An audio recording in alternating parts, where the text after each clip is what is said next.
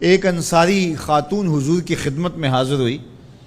اور اس نے کہا حضور میرے بیٹے پر نزع کا عالم طاری ہونے کو ہے اور اس کی عجیب حالت ہے، تو آپ اگر تشریف لائیں تو آپ کی مہربانی ہو۔ تو حضور اس کے گھر تشریف لے گئے۔ جب حضرت اسرائیل کسی کی روح قبض کرتے ہیں تو پاؤں کی جانب سے روح قبض کرتے ہیں، تو آقا کریم علیہ السلام سرہانے کی جانب جا کے کھڑے ہو گئے۔ تو حضرت اسرائیل جب روح قبض کرنے لگے تو آقا کریم کیا کہتے ہیں؟ ارفق یا اسرائیل بصاحبی ھذا، اسرائیل یہ میرا ہے، اس کے ساتھ نرمی کرنا۔ میرے والد گرامی جب یہ حدیث بیان کرتے تھے تو ان کی آنکھوں سے آنسو تھمتے نہیں تھے۔ حضرت اسرائیل نے جواب دیا کر عینا کا، حضور آپ کی آنکھیں ٹھنڈی ہو جائیں، صرف آپ کے اس امتی کے ساتھ ہی میرا یہ سلوک نہیں ہوگا، جو بھی آپ کا امتی ہوگا اس کی روح میں نرمی سے ہی قبض کیا کروں گا۔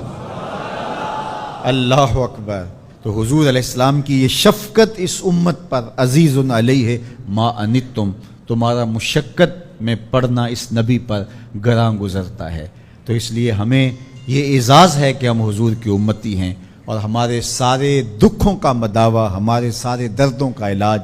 حضور کی ذات گرامی ہے۔ اس لیے ہم اس پر ناز بھی کرتے ہیں اور اس پر شکرانے کے رنگ بھی اختیار کرتے ہیں۔ اور دوسری بات میں آپ سے یہ عرض کرنا چاہتا ہوں کہ یہ ہماری عقیدتوں کا اظہار ہے، یہ ہماری محبتوں کے بکھرتے ہوئے رنگ ہیں، اور ہماری محبت اس کی متقاضی ہے کہ ہم ان کے نام کے جھنڈے لہرائیں، ان کے نام کے پھریرے لہرائیں، ان کے ذکر میں جلوس بھی نکالیں، محافل کا انعقاد بھی کریں، اپنے گھروں پہ چراغاں بھی کریں، عقیدتوں اور محبتوں میں مٹھائیاں بھی بانٹیں۔ لیکن یہ اظہار محبت کا ایک سلیقہ ہے، شکرانے کا ایک طریقہ ہے، اور اس کو ہمیں ادا کرنا چاہیے۔ کسی بھی خوشی اور مسرت کے ملنے پر دنیا کا دستور ہے کہ وہ اظہار محبت کے مروجہ اسلوب کو اختیار کرتے ہیں، لیکن ہماری محبت یہیں ٹھہر نہیں جانی چاہیے۔ جس آقا نے ہمارے لیے غار سجدہ کے نوکیلے پتھروں پر پیشانیاں رکھ کے دعائیں مانگی ہیں، جو آقا کریم ہماری درد اور کسک کو محسوس کرتے ہیں، اور ہمارا بے چین ہو جانا حضور کے لیے بےتابی کا باعث بنتا ہے، کیا اس آقا کے لیے ہم صرف ایک دن کا میلاد کر کے یا ایک مہینے کی محافل کا انعقاد کر کے پھر اپنے گھر میں بیٹھ جائیں گے، اپنی خواہش کی زندگی گزاریں گے؟ یا اس آقا و مولا کا ہمارے اوپر حق ہے کہ ہم اپنی ساری زندگی اس آقا کے نام لگا دیں گے؟ تو آپ کا چراغاں صرف بنیروں پہ نہ رہے، کوئی دیا لے کے دل کی تاریک گلیوں میں بھی آئیں اور یہاں بھی چراغ روشن کریں۔ آپ نے جھنڈیاں لگائیں، گھروں کو سجایا اور جو ہے وہ گلیاں صاف کر دیں کہ حضور کے میلاد کا یوم سعید ہے، تو بازار بھی سج گئے، گلیاں بھی سج گئیں۔ تو کہیں ایسا نہ ہو حسد، بغض، کینے اور نفرت کے کوڑے کباڑ کے ڈھیر ہمارے دلوں میں پڑے رہیں۔ کوئی جھاڑو لے کے دل نگر میں بھی آئیں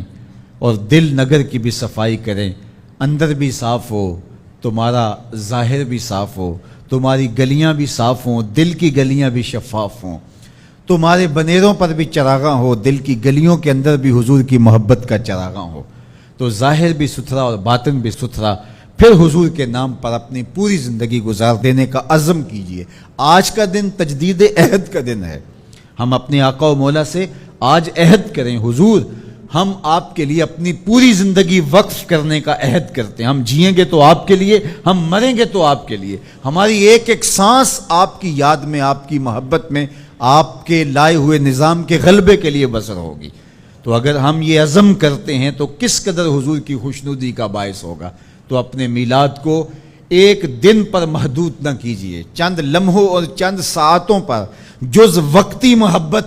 سے اپنے آپ کو مطمئن نہ کر لیجئے، بلکہ حضور علیہ السلام سے کل وقتی محبت کیجئے۔ ہمارے آقا و مولا نے ہم سے جز وقتی محبت نہیں کی کہ حضور نے کچھ لمحوں کے لیے ہمیں تعلیم ارشاد فرما دی اور ہمارے لیے کچھ لمحوں کے لیے احساس کر لیا، پھر اس کے بعد ہمیں یوں ہی چھوڑ دیا، ایسا نہیں۔ حضور ہمیں نہ زندگی میں چھوڑا،